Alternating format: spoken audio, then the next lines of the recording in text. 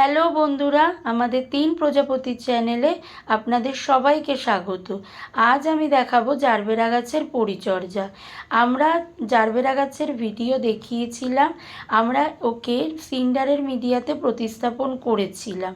এখন এই বৃষ্টির পরে জারবেরা গাছের যে পরিচর্যা আমরা করব সেই ভিডিওই আপনাদের সাথে শেয়ার করব। প্রথমেই ওর শুকনো ফুল আর শুকনো পাতাগুলো কেটে আমি পরিষ্কার করে নেব। আর তোমাদের যাদের মাটির মিডিয়াতে বসানো তারা এই গাছের গোড়াটা সব সময় পরিষ্কার করে রাখবে, কারণ এর পাতা মাটির সাথে পুরো ঠেকে থাকে, তাই ফাঙ্গাস অ্যাটাকের ভয় কিন্তু খুব থাকে।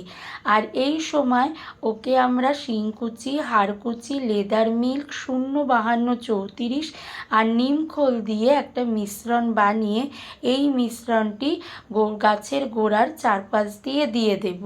আর বৃষ্টির জল থেকে ওকে একটু দূরে রাখবো, ভিজতে দেব, কিন্তু মাটির গোড়া যদি বেশি ভেজা থাকে তাহলে আর বৃষ্টির জলে কিন্তু আমরা ভেজাবো না।